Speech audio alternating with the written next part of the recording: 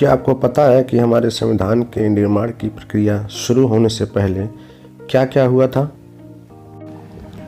1939 में द्वितीय विश्व युद्ध शुरू हो चुका था और अंग्रेज चाहते थे कि भारतीय सेना उनका समर्थन करे, यानी कि युद्ध में भाग लें, लेकिन कांग्रेस को ये बात मंजूर नहीं थी। कांग्रेस का कहना था कि भारत समर्थन तभी करेगा जब भारत पूर्ण आज़ाद होगा, यानी कि भारत का खुद का संविधान होगा और कार्यपालिका में इनके जनप्रतिनिधि होंगे। 1940 में अंग्रेजों की तरफ से अगस्त प्रस्ताव पेश किया गया, जिसमें भारतीयों को कार्यपालिका में बहुमत मिल गया और यह विश्वास दिलाया गया कि युद्ध के पश्चात संविधान सभा के निर्माण के लिए मंजूरी मिल जाएगी। पर हमको ये मंजूर नहीं था। भारत का कहना था कि आप शासन का तुरंत स्थानांतरण कर दीजिए, बाकी हम युद्ध का समर्थन करते रहेंगे। अंग्रेजों को ये मंजूर नहीं था और इस तरह अगस्त प्रस्ताव फेल हो गया।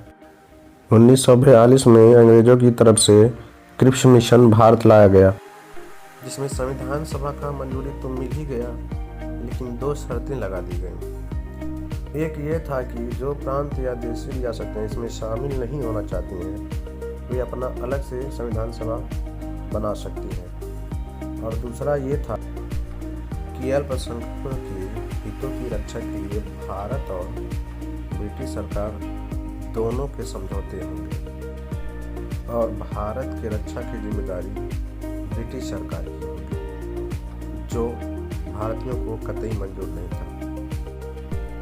इस तरह क्रिप्स मिशन भी फेल हो गया।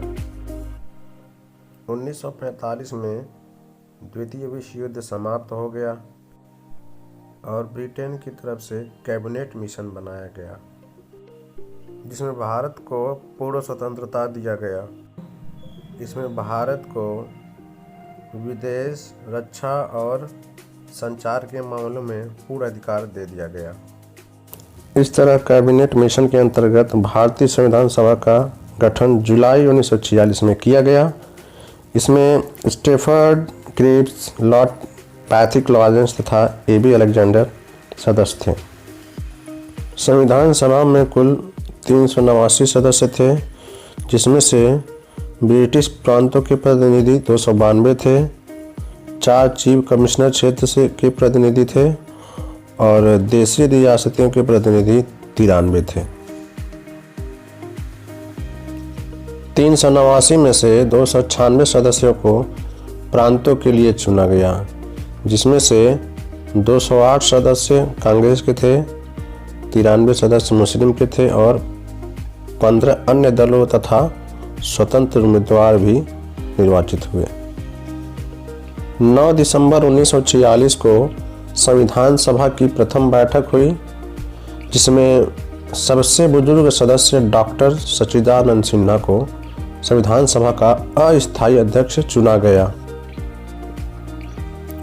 मुस्लिम लीग ने इस बैठक का बहिष्कार किया और पाकिस्तान के लिए बिल्कुल अलग संविधान सभा की मांग प्रारंभ कर दी।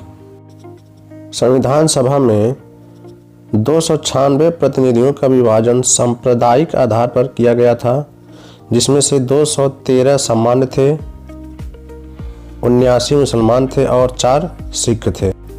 संविधान सभा में 33 अनुसूचित जनजाति के सदस्य थे और 15 महिला सदस्य थीं। 11 दिसंबर 1946 को डॉक्टर राजेंद्र प्रसाद जी को संविधान सभा का स्थायी अध्यक्ष निर्वाचित कर लिया गया। संविधान सभा की कार्रवाई 13 दिसंबर 1946 को जवाहरलाल नेहरू द्वारा पेश किए गए उद्देश्य प्रस्ताव के साथ प्रारंभ हुआ।